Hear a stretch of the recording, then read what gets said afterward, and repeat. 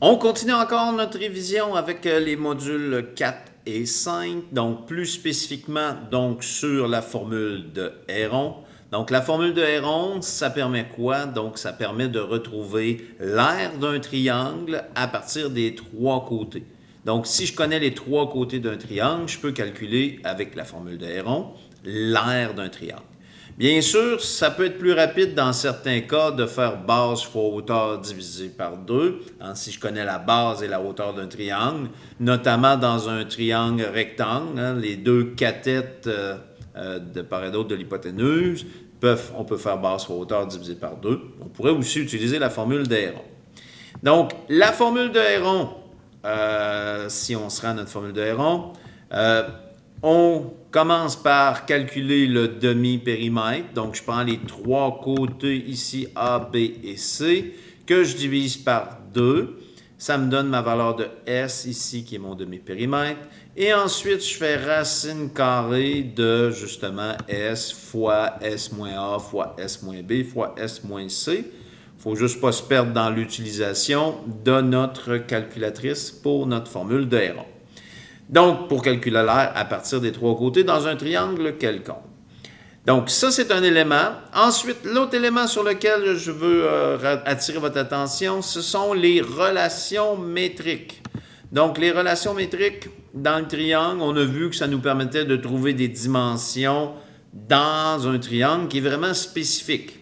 Donc, il faut le reconnaître, ce triangle-là. Ça ne s'applique pas dans n'importe quel triangle. Ça prend absolument un triangle rectangle, donc un grand triangle rectangle, dans lequel on a abaissé une hauteur, donc on a tracé une hauteur, donc ça forme un angle droit ici, la hauteur, à partir justement de cet angle droit. Donc la hauteur ne peut pas être à n'importe quel endroit, il faut vraiment partir de l'angle droit du grand triangle, on l'abaisse sur le côté opposé pour former vraiment ce triangle caractéristique-là. Ensuite, on doit placer les côtés au bon endroit, c'est-à-dire on commence par placer le A et le B ici, qui sont les cathètes du grand triangle rectangle, et le C qui est mon grand côté. La hauteur, on lui donne la lettre H, et par la suite, le A ici est associé à E du même côté, donc E c'est la projection ici, à partir de la hauteur jusqu'au coin ici, et B est associé à la projection D qui est ici. Donc, bien important de placer les lettres au bon endroit dans ce triangle-là.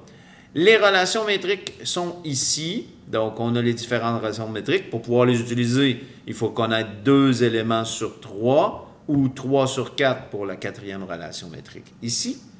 Et sinon, ben, si on est bloqué dans ce triangle-là, ben, Pythagore peut nous aider parce que si je connais cette cathète-là, je peux trouver l'hypoténuse. Donc, dès que j'en connais 2 sur 3 ici, je peux utiliser la relation de Pythagore ici.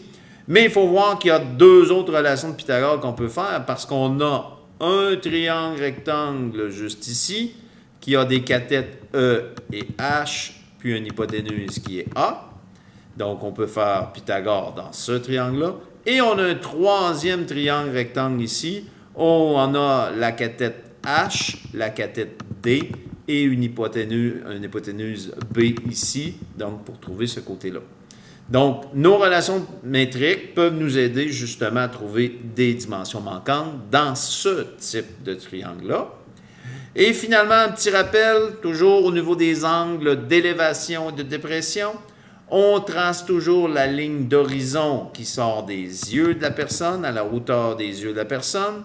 L'angle d'élévation, c'est ce qui part de la ligne d'horizon pour ma ligne de visée. Donc, si je vise la cime d'un arbre, je vise le haut d'une statue avec mon angle d'élévation. Et mon angle de dépression, je regarde un objet au sol, donc ça part de ma ligne d'horizon pour aller vers le bas, ici, mon angle de dépression. Toujours tenir compte de la grandeur de la personne, donc généralement, ça va entrer en ligne de compte dans notre problème.